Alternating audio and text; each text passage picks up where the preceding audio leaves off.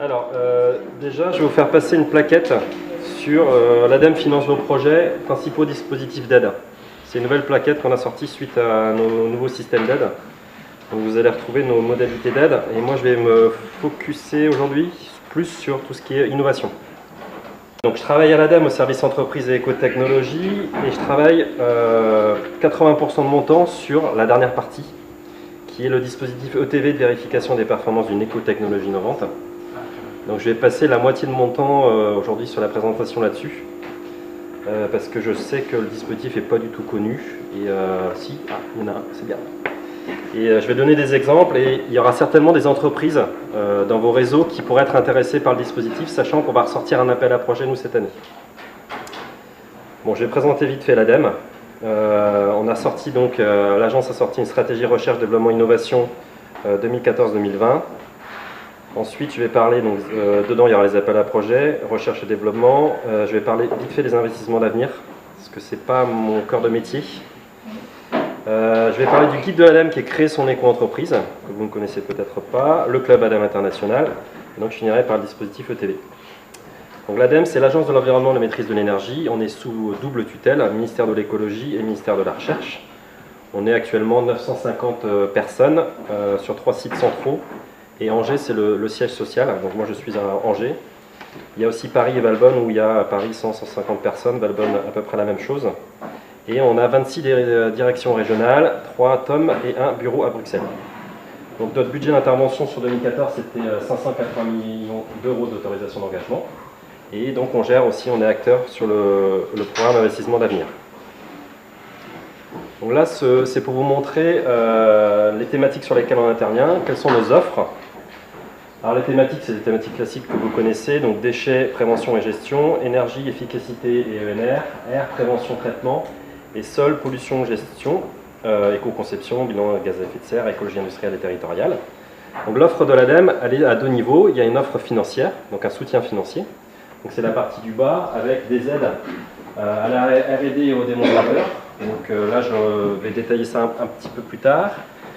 Des aides au conseil, donc par exemple tout ce qui est pré-diagnostic, diagnostic, quand une entreprise veut faire un diagnostic énergétique, il peut donc consulter l'ADEME pour avoir un financement.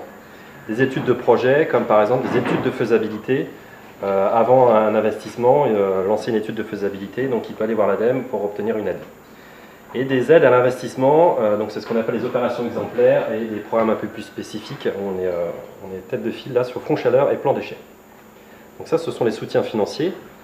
Vous les avez aussi dans la plaquette. On a aussi des soutiens techniques et méthodologiques. Donc là, vous voyez, il y a 2 plaquettes. L'une, c'est sur le certificat d'économie d'énergie et l'autre, c'est système de maîtrise de l'énergie. On ne voit pas très bien. Système de maîtrise de l'énergie dans le secteur du papier et carton. Donc on rédige des guides à destination des professionnels où on expose des méthodologies qu'ils peuvent utiliser. Par exemple, là, c'est sur la maîtrise de l'énergie dans un secteur industriel. Il y a des mines d'informations à l'ADEME. Je dirais, nous, quand on se pose des questions, par exemple, on travaille avec des équipementiers de la filière élevage qui sont en train de développer un nouveau produit qui va être efficacement innovant. L'ADEME a fait des guides, je dirais, mais super précis par chaque filière. Dans la filière avicole, les dindes, les poules pondeuses, les machins, consommation d'énergie, c'est hyper technique, hyper pointu, c'est super bien vulgarisé. Vous êtes avant un porteur de projet, vous devez le rencontrer pour comprendre, voir un petit peu comment que ça se passe. Nous, on a un réflexe, et on va voir s'il n'y a pas un guide de l'ADEME. C'est une mine en termes d'intelligence économique monstrueuse, c'est super vulgarisé. Je termine. Après, la difficulté, c'est de réussir à trouver le guide. Le site de l'ADEME, on a un nouveau site qui est peut-être un peu plus simple qu'avant, mais le meilleur moyen, c'est Google. Mots-clés, Google, et ça marche très bien.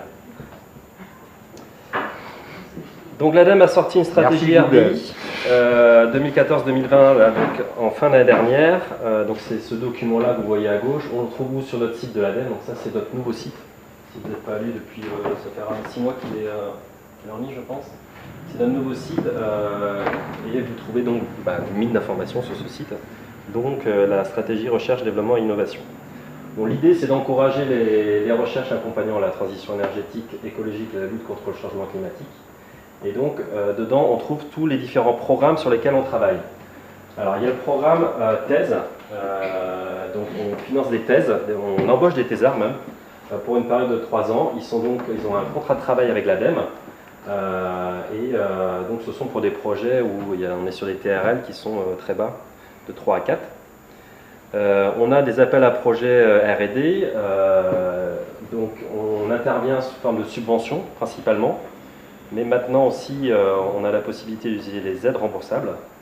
C'est quelque chose de nouveau sur les projets RDI, c'est revenu à la mode on va dire depuis peu.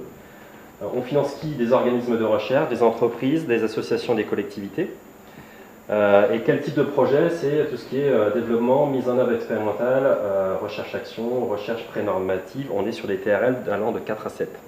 Et quand on va plus près du marché, sur des TRL un peu plus haut, on a le programme investissement d'avenir. Donc les types de financement, ce sont des aides remboursables et subventions ou prise de participation. Les bénéficiaires, c'est des entreprises principalement, mais je sais qu'il y a des choses qui sont aussi avec des collectivités. Type de projet financé, c'est des démonstrations. On est vraiment sur la phase, on arrive sur le marché, donc c'est démonstration, expérimentation, échelle 1 et première industrielle. Et donc, comme je vous l'ai dit, on est sur les TRL plus élevés. Donc, sur les 2 derniers points, je vais revenir un peu plus tard en détail sur qu'est-ce qui existe comme appel à projet et sur les investissements d'avenir, un peu plus de détails. Alors, dans notre stratégie recherche, développement, innovation, on a 5 programmes et des programmes spécifiques. Donc les 5 gros programmes, c'est ville et territoire durable, production durable et énergie renouvelable, agriculture, forêt, sol et biomasse, la qualité de l'air, l'impact sur la santé et l'environnement, et énergie, environnement et société. Et on trouve dans chacun de ces programmes principaux des programmes plus spécifiques sur lesquels on va travailler, comme par exemple captage et valorisation du CO2, ou pour production durable et énergie renouvelable, ou éco-conception et éco-efficience des systèmes de production. C'est-à-dire que les 5 prochaines années, c'est vraiment là-dessus qu'on va se focaliser dans nos appels à projets. Alors là, c'est une cartographie, elle n'est pas actualisée, mais elle est de fin d'année dernière, des APR qui vont sortir cette année, ou qui sont déjà sortis, donc suivant les programmes que je vous ai cités. Donc le premier, c'est les thèses, l'appel à projet thèse ADEME, qui est en cours et qui se ferme à la fin de ce mois-ci, qui est ouvert donc une fois par an, et on finance 60 thèses par an. On embauche 60 thésards. Ensuite, donc ville et territoire durable, il y en a 2, il y en a un qui s'est déjà terminé. Donc en vert, ça veut dire c'est la période pendant laquelle ils sont ouverts.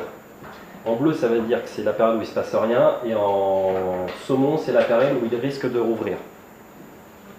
Donc c'est important que vous ayez un peu cette cartographie, parce que si jamais vous avez des entreprises qui sont potentiellement intéressées, vous pouvez leur dire bah, attention, à partir de septembre 2015, l'appel à projet bâtiment risque de ressortir, donc il faut aller voir sur le site de l'ADEME. Petite question, quand vous parlez d'embauche des arbres, oui. C'est bien un contrat ADEME, oui. financé par ADEME, oui. au service d'une boîte. Oui. Mais on demande un cofinancement. Voilà. À quelle hauteur c'est pas défini, non. Non. Ça peut aussi bien être pour les startups ou des PME. Oui, oui. Et question par rapport à cette thèse ADEME, déjà il est employé ADEME. Il est employé ADEME, voilà. La propriété intellectuelle est à qui? Je pense que là, il y a des contrats entre les entreprises et l'ADEME. C'est l'entreprise qui vient. J'ai le cas où la propriété intellectuelle est à l'ADEME. À l'ADEME. Parce que dans le contrat KIP, en fait, c'est écrit Que la propriété intellectuelle reste à l'ADEME. Ouais. Cool. C'est des universités. Si l'entreprise est d'accord. Voilà, en l'occurrence, qui est l'université. L'université est d'accord. Ça dépend de la typologie de la thèse. Si on est plus près de la CIFRE avec une recherche appliquée, c'est pour un dossier à côté entreprise.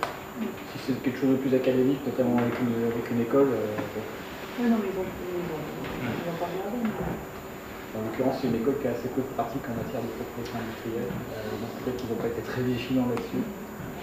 Ça pose pas de problème à Labo. Il y avait d'autres financements et on essaie de valoriser. Ouais. Et donc du coup, on est coincé, entre autres, par cette propriété intellectuelle de l'ADEME. Donc je ne sais pas si on peut rétro-pédaler et négocier un truc. On va négocier. Comment? Moi, je vous donne le contact du détail si vous voulez. Vous passez un coup de téléphone, il vous dira tout de suite. Donc, Ces APR, donc je vous ai mis le lien en dessous, on trouve l'actualité de la sortie des appels à projets en cliquant sur le lien là. Voilà sur les appels à projets recherche et développement. Je vais passer sur les investissements d'avenir. Alors là, je ne vous cache pas que je gère un peu moins parce que je ne suis pas impliqué. Donc le programme investissement d'avenir a été lancé en 2010, donc il y en a deux. Il y en a eu un de 2010 à 2015 qui a couvert 2,2 milliards d'euros. Et donc il y a un nouveau programme d'investissement d'avenir qui a été lancé en fin d'année 2014 et celui-ci gère 1,1 milliard d'euros pour l'ADEME, donc ça fait 3,3 milliards de crédits que l'agence doit gérer entre 2010 et 2020. Alors que finance ce programme? Alors là, c'est prioritairement les entreprises. Donc 85% des montants du programme d'investissement d'avenir va vers les entreprises et 50% de ces entreprises sont des PME ou des ETI. Donc qu'est-ce qui est financé? Ce sont des innovations technologiques, donc à la fois des démonstrateurs de recherche, de la recherche industrielle, du développement expérimental et l'expérimentation pré-industrielle. Donc comme je vous l'ai dit, on est vraiment sur les TRL les plus élevés. On n'est pas sur tout ce qui est phase amont de la recherche. Donc c'est des innovations en termes d'offres de marché et d'organisation, donc des démonstrations au sens large, comme par exemple des fermes pilotes et des expérimentations territoriales, des premières industrielles, quelques plateformes technologiques d'essai, des recharges de véhicules électriques. Donc actuellement, on a plus de 165 projets lauréats à ce jour. Et pour être plus concret, parce que comme je ne baigne pas dedans, je ne peux pas vous donner exactement le nom des projets, si on clique sur le site de l'ADEME, on trouve l'ensemble des lauréats avec le descriptif du projet. Donc là, vous avez 163 résultats, donc c'est 163 projets lauréats, donc avec un financement investissement d'avenir. Donc par exemple, Alstom, celui-là il est très connu, c'est l'industrialisation de la production d'éoliennes marines de grande puissance. Donc si vous cliquez dessus, vous aurez un descriptif du projet. Le suivant, c'est accrochage mécanique automatique à un rendez-vous électronique. Celui d'après, c'est industrialisation d'électrolyseurs par membrane à échéance de protons. Donc vous avez la liste de tous les projets que nous, l'ADEME, on a financés donc, depuis 2010. Et on intervient soit en subvention, mais le plus plupart du temps, c'est avec avance remboursable. Donc, ce qui est important à savoir, c'est qu'investissement d'avenir, ce sont des gros projets. Comme vous voyez sur le graphique, on est sur des projets qui vont de on va dire 1 million à plus de 25 millions. Donc il y a 21 thématiques qui sont couvertes par le programme d'investissement d'avenir de l'ADEME. Donc là, les 21 sont définies ici. Donc il y a les démonstrateurs à gauche, pour la transition écologique et énergétique. Et à droite, c'est tout ce qui est véhicules et transport du futur. Moi, je vais vous parler de l'AMI qui est géré par mon service, qui est l'industrie et l'agriculture. Donc on a un AMI qui s'est lancé en fin d'année dernière.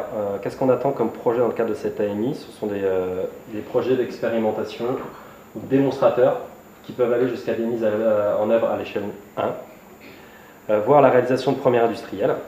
Les secteurs, c'est industrie, agriculture et la filière bois.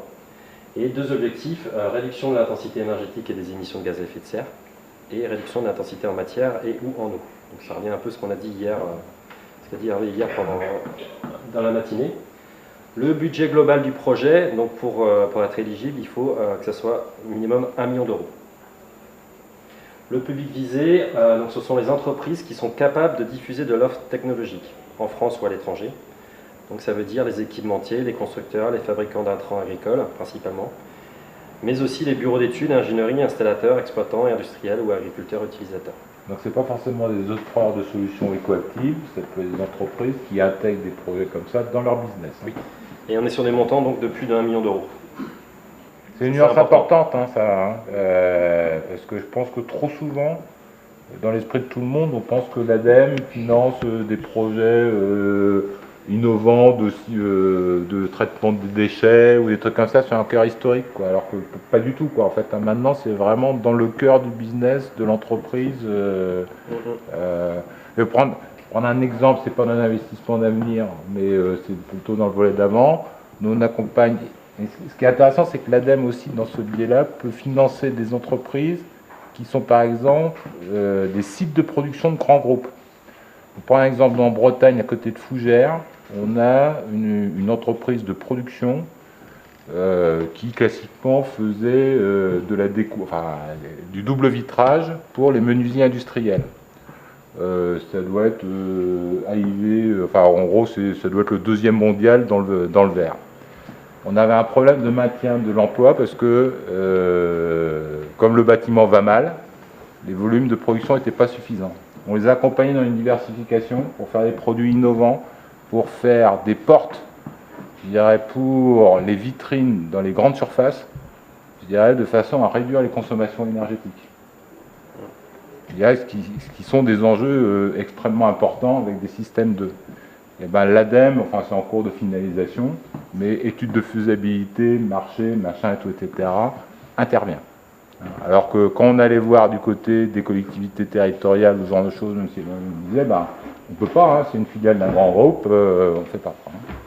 Et ce genre de projet, si vous voulez, non seulement il a été repris dans la stratégie de ce groupe au niveau mondial, carrément, mais pour nous, c'est 40 à 70 emplois qui sont préservés, et on est en train de transformer un site qui était de production pure en une sorte de site d'innovation produit, je dirais, et je ne sais pas si ça vous est déjà arrivé, mais quand vous bossez avec une filiale d'un groupe japonais, le patron du site local, c'est un Français, et il doit expliquer à sa maison mère au Japon qu'il est soutenu par les acteurs locaux.